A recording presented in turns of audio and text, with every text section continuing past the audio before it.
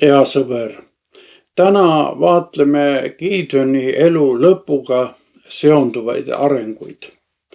Kujuta ette, et sa oled saavutanud oma elu suurima vaimuliku läbimurde.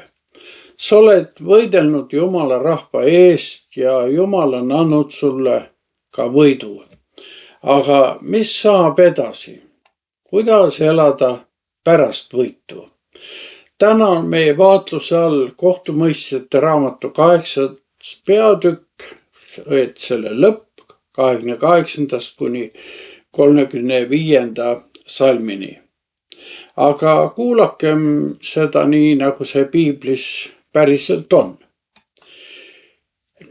Nõnda alandati Midian Iisraeli laste ees ja ta ei tõstnud enam oma pead. Ja maal oli Gideoni päevil rahu 40 aastat ja Jerubaal, Joase poeg, läks ning elas oma kojas. Gideonil oli 70 poega, tema niudest lähtunuid, sest tal oli palju naisi ja tema seekemis olev liignaine tõi temale ka poja ilmale, kellele ta pani nimeks Abimelek. Ja Gideon, Joase poeg, suri küpses vanuses ja ta maeti oma isa Joase hauda abieserlaste ohvrasse. Aga kui Gideon oli surnud, pöördusid Iisraeli lapsed taas ja käisid Oora viisil paalide järel ning seadsid endale jumalaks Baal-Peeriti ja Iisraeli lapsed ei mõelnud enam issandale oma jumalale, kes oli nad päästnud kõigi nende ümberkaudsete vaenlaste käest. Ja nad ei teinud head Jerubaali Gideoni perele tasuks kõige hea eest, mida tema oli teinud Iisraelile. Aamen. Pärast seda, kui Midian oli võidetud, valitses maal Gideoni päevil 40 aastat rahu. Tundub nagu lõppeks see lugu, ütleksime ideaalselt, kuid tegelikult märkame me ohtlikke arenguid. Kuid vaatame olukorda lähemalt. Pärast suuri võite ja saavutusi läks Gideon oma kotta ja jäi sinna elama. Just seal asus ka võidumärgiks tehtud õlarüü ehk efod, mis oli muutunud rahvale ja Gideoni perelegi omamoodi püüdjapaelaks, ebajumalateenistuse varjatud vormiks, kuid võitluspäevad olid möödas ja nüüd võis mugavalt loorberitel puhata. Gideon lasi oma vaimuliku rühi käest ära. Lahingupäevade selgus asendus mugava argipäeva kompromissiga.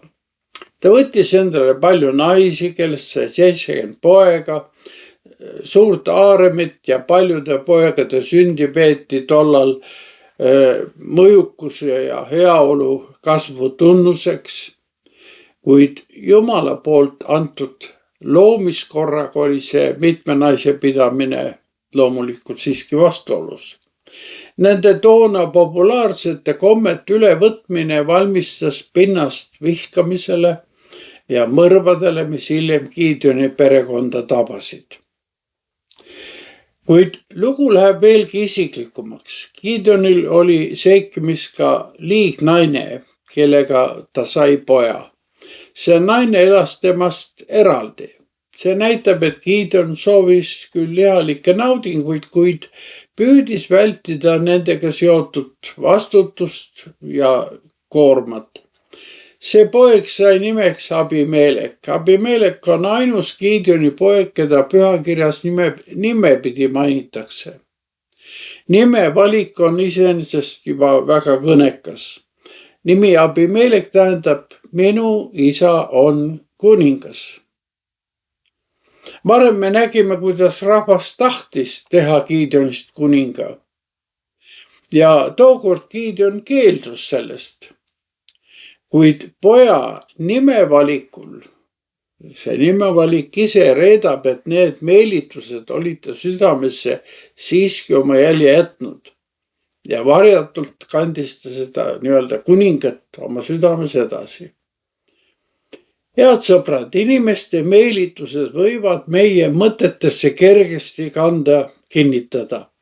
Ja nii hakkame me alateadlikult uskuma oma tähtsusesse.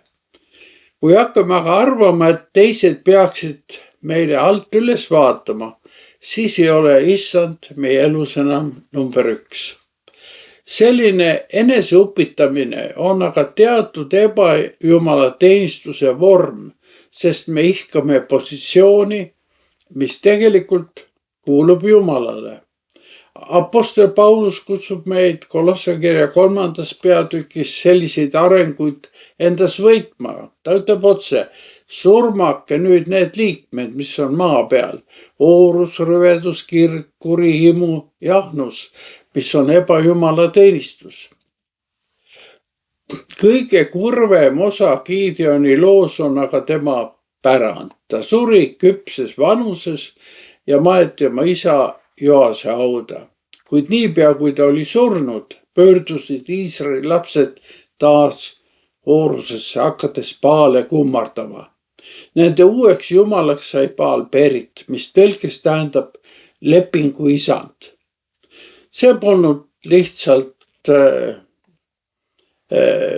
ebajumala teenistus, vaid otsene lepingu tegemine kaananlastega. Jumal oli selle aga rangelt keelanud. Gideoni loo lõpp ei vabanda aga rahva otsuseid. Rahvas, iga israeliit vastutas ikkagi järgneva arengu eest. Ja nii on öeldud, nad ei mõelnud enam issandale oma Jumalale, kes oli nad päästnud. Ja sõbrad, Gideoni elu lõpp paneb meidki küsima raskeid küsimusi. Milliseid abimeelekeid me oleme sünnitanud oma rahuaja mugavustes? Kas me märkame neid uhkuse ja mugavuse ebajumalaid, mis püüavad meie südames kanda kinnitada? Ja kas me tänu kuulub Jumalale, kes oli kõigi nooruse keske võitude garant? Jäägu need küsimused meid saatma, et meie loo lõpp oleks parem ja lootusrikkam kui Gideonil. Seniks aga, sõbrad, jäägu issand teiega ja olge hoitud. Kohtumiseni järgmistes mõtisklustes.